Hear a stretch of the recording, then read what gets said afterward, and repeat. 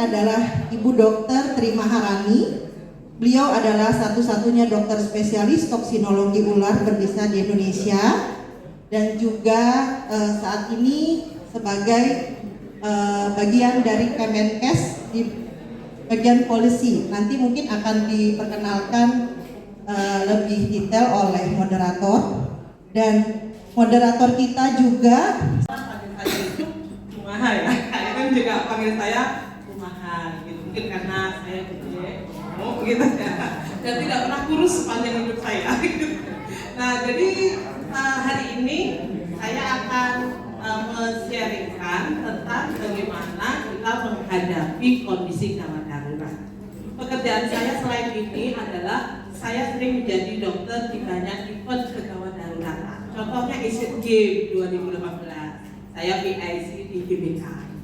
Kemudian di PON 2021 ya di GBK, BROP kan PON Papua ya waktu itu. Kemudian barusan yang terakhir kemarin U17 ya. U17 di JIS saya adalah tim untuk kegawat darurat.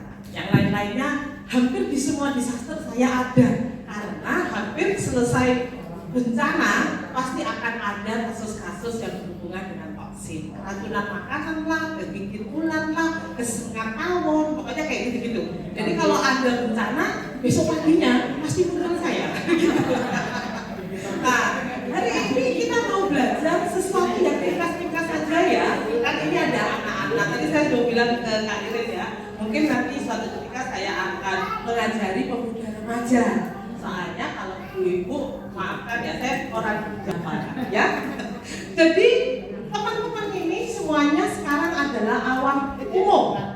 Tapi pulang dari gereja ini nanti siang, Anda menjadi awam khusus karena sudah tetap. Tadi saya sempat berpikir waktu Kak Irin dan Bu Society dan ketuanya Perdamsi Jabodetabek, itu saya bisa memberikan sertifikat untuk awam. Nanti tak share ya ke teman-teman. Terus yang kedua, di tahun 2023 saya didukung oleh Kementerian Kesehatan membuat satu buku. Buku itu bertuliskan tentang gigitan hewan berbisa membuat jamur beracun, dan buku itu gratis. Hari ini nanti saya share ya. Saya lupa kemarin, maafkan terlalu banyak kerjaan. Nanti tak share sebentar. Jadi semua orang yang di sini, bahkan yang tidak ikut di acara ini bisa dapat buku itu. Karena buku itu online. Jadi kan ibu-ibu bisa bawa HP itu. Kalau bahan buku dan satunya sertifikat. Mohon absen dan namanya kasih ke saya ya. Ya, oke. Jadi ijazahnya resmi Kak Irin gitu. Terus yang kedua petugas ambulan. Nah ini biasanya mereka gabungan antara pada waktu clinical death itu tidak ada nafas dan tidak ada nadi, itu kira-kira 4 menit. Tapi waktu terjadi kerusakan otak, maka 4 sampai 6 menit. Dan ketika sudah biological death itu 10 menit. Artinya kita itu tidak punya waktu lebih dari 10 menit untuk mencegah orang itu bertemu dengan Tuhan, gitu ya. Nah, jadi sebetulnya waktu kita gak lama, hanya 4 sampai 10 menit, hanya 6 menit saja. Oleh sebab itu saya gak ingin Anda melakukan 6 menit itu dengan percuma. Nah, hari ini kita akan menolong. Kalau prinsip saya begini, saya menjadi seorang dokter spesialis, tapi kita harus melakukan pertolongan semaksimal mungkin hingga sampai detik dia tidak bisa ditolong. Jadi sampai yang 10 menit itu. Selama itu saya sah melakukan pertolongan. Mungkin Kak Irin ini tahu ya, kalau ada gigitan ular itu saya kejar.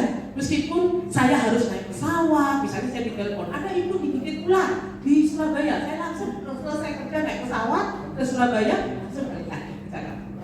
Karena saya tahu kalau saya tidak maksimal, maka saya tentu tidak bisa menjalankan profesi saya sebagai dokter spesialis emergensi untuk menolong orang. Nah, tapi kalau Tuhan bilang udah cukup, udah mati kakak, tapi udah maksimal pertolongan saya. Atau bantuan hidup dasar. Nah, jadi bantuan hidup dasar itu ada 2 macam. Yang di atas adalah di dalam rumah sakit. Jadi ketika ada sebuah kondisi kegawat daruratan misalnya di dalam ruangan rumah sakit ya, tentu perawat atau dokter jantungnya telepon, kemudian dilakukan pijat jantung, dilakukan pemberian kejut jantung baik defib atau AED, dan kabar gembiranya nanti siang saya akan minta teman saya yang punya AED dan manekirnya untuk datang ke sini. Cuma pagi ini dia nggak bisa, jadi bisanya siang ya, habis saya makan, gunakan energi itu untuk belajar pijat jantung, dia akan bawa AED.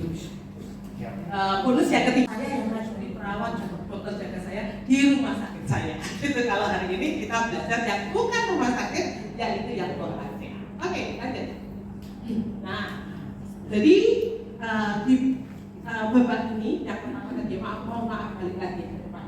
Nah, saya akan mengajari sebuah training singkat tentang pijat jantung, terus nanti siang akan diulang lagi dan praktek bersama AED. Jadi ketika kita mendapatkan pasien dalam kondisi gawat darurat, kayak ceritanya pebulu tangkis kemarin, ya tau ya, yang di televisi itu. Nah, terus sebelumnya yang Jogja. Nah, biasanya Pak ya, kalau event internasional gitu ada kayak saya, makanya saya juga heran kok kami tidak dipanggil. Biasanya kayak yang terakhir yang U17 itu, maka yang harus kita lakukan bukan bingung cari teman, tapi kita harus datang. Kan itu kejar-kejar gitu loh ya. Nah, kita harus cek respon. Pak, bu, gak usah ngomong banyak-banyak, ngomongnya hanya satu kata aja, Pak atau Bu. Kalau ini laki ya, bundel laki gitu ya. Maaf, saya cuma berdua gitu. Saya juga botak loh, jangan takut saya juga. Jadi kita panggil, Pak, Bu. Ingat, cara ngecek respon gak boleh di kepala. Karena kalau dia ternyata tidak pingsan, hanya bisa nangis. Terus tidak boleh di dada. Kalau perempuan Anda dimarahi suaminya. Ya. Kalau di perut, nanti kalau ada perdarahan, Anda justru memperberat kondisi. Jadi yang paling gampang adalah di pundak, kanan atau kiri, dan tumpukannya adalah tumpukan yang berenergi, tapi nggak boleh keras-keras. Tapi cukup, gitu ya. Tapi nggak boleh terlalu kayak orang. Langkah pertama adalah cek respon. Ya, oke, ada ikan namanya cek respon. Nah, ini dia. Pak, Bu. Nah, ketika dia tidak berespon dalam hitungan kita hitung 1, 2, 3, 4, 5. 5, hitungan 5 dia tidak berespon. Maka yang Anda lakukan, jangan lakukan apa-apa dulu. Teleponlah. Kenapa menjadi telepon? Soalnya nanti ketika Anda tolong lupa telepon, seumur hidup Anda akan pijat jantung dia. Ya kan? Nah, jadi langkah kedua adalah minta pertolongan. Ini kita ingat, minta pertolongan. Maaf ya, saya ngajar kayak sekolah minggu karena saya lama jadi guru sekolah minggu. Jadi langkah pertama apa? Cek respon. Langkah kedua, minta bantuan. Ayo dulu. Yang kedua ya, minta bantuan. Oke, telepon ya. Halo, Bu Iren tolong ya panggilkan ambulan. Bu Iren, oke siap gitu ya. Bu Iren ambil. Karena kalau kita tidak membuka baju, kita nggak tahu apa yang terjadi. Siapa tahu ada perdarahan, siapa tahu ada patah, siapa tahu ada sesuatu yang trauma di situ, misalnya pecahnya sesuatu pembuluh darah dan sebagainya. Jadi kita buka. Suara saya cukup keras kok ya? Keras. Kita buka. Oke, kita buka. Apa yang Anda lihat? Karena ini sekarang tidak lagi pakai tata cara ABC, tapi pakai CAT. Jadi kita harus maksimalkan waktu kira-kira 1 sampai 2 menit untuk melihat pasien ini. Satu adalah untuk melihat gerakan dinding dada. Ya. Kalau Anda awam, Anda nggak perlu seperti saya ngecek nadi. Nanti bingung nadi bagaimana. Gitu, ya kan? Nah, kecuali saya dokter ya tahu persis gimana. Jadi lihat aja gerak dinding dada itu paling gampang. Kalau zaman dulu kita gerakkan terus di hembusan nafas, karena nggak usah, karena ini yang CAT. Kalau bisa nafas ada dengan sik gitu kan ya. Nah, jadi sekarang bisa cukup lihat gerakan nafas, kemudian Anda pastikan dia bernafas atau enggak. Kalau enggak bernafas, maka yang Anda lakukan langsung langkah yang ketiga, yaitu lakukan pijat jantung. Oke, langkah ketiga, lakukan pijat jantung. Jadi langkah pertama adalah cek respon, langkah kedua telepon bantuan, langkah ketiga lakukan pijat jantung. Bagaimana cara pijat jantung? Zaman dulu lihat 2 cm, 3 cm kalau biru semua gitu ya. Sekarang gampang aja. Lihat bagian tengah dari dada. Bagian tengah dada. Coba lihat bagian tengah dari dada masing-masing. Nah, oke, betul. Ibu betul, ibu yang cantik. Jadi caranya adalah taruh tangan kanan Anda lah, kalau Anda tidak, tangan kiri Anda, pokoknya tangan yang paling kuat dari Anda. Nah, jadi siapa yang di sini tidak? Oh ya, ibu tangan kiri kalau tidak. Kalau tidak tangan kanan. Aku gak tidak, ibu tangan kanan aja ya. Oke, kemudian berikan genggaman, enggak ditumpuk tapi digenggam. Kenapa nggak ditumpuk? Kalau ditumpuk bisa meleset, apalagi tangannya belum megang gorengan. Nah, jadi begini caranya. Kemudian kedua lengan ini lurus. Nanti Anda bisa praktek di bantal masing-masing sebelum Martin dan David AED dari teman saya datang. Nanti habis ini ya Pak ya. Jadi begini, nanti saya betulkan letaknya. Jadi semuanya lurus ya. Jadi kekuatannya dari punggung. Kalau dari tangan, Anda dalam waktu 5 menit bisa capek. Tapi kalau dari punggung, Anda akan langsung. Nah, ini Anda lihat di manekin saya, itu ada gambaran hijau. Ini loh, lampunya. Mungkin teman-teman bisa berdiri boleh? Nah, ini coba lihat. Kalau hijau, itu artinya pijat jantung kalian masuk. Tapi kalau cuma, nah ini manekinnya bagus nih Pak.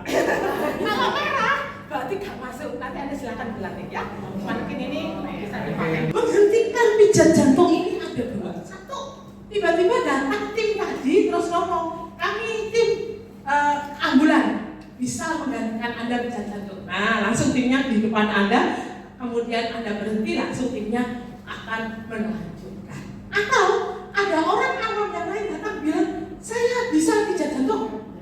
Kita bergantian. Nah, dia bisa langsung di depan Anda dan bergantian pijat jantung. Tapi kalau gak ada, yo berarti Anda sampai tim datang atau sampai orang lain lama ya. harus pijat jantung. Jadi sebetulnya pijat jantung ini latihan setiap hari. Saya dulu adalah juara kedua Asia untuk pijat jantung tahun 2012. Ini masih muda, sekarang sudah 50 tahun ya. Dulu masih 45 tahun saya pijat jantung nomor 2 se-Asia. Saking gedenya orang saya. Nah, jadi ini memang harus setiap hari. Dulu karena saya 10 tahun jadi kepala UGD dan 7 tahun jadi kepala puskesmas, bangun tidur tuh pijat jantung saya. Bukan apa-apa, karena kalau saya tidak punya refleks, maka kekuatan ini akan berkurang. Nah, begitu ya, Bapak Ibu ya. Nanti kapan-kapan kita akan ini ya, habis makan karena itu butuh tenaga. Teman-teman belajar. Ya.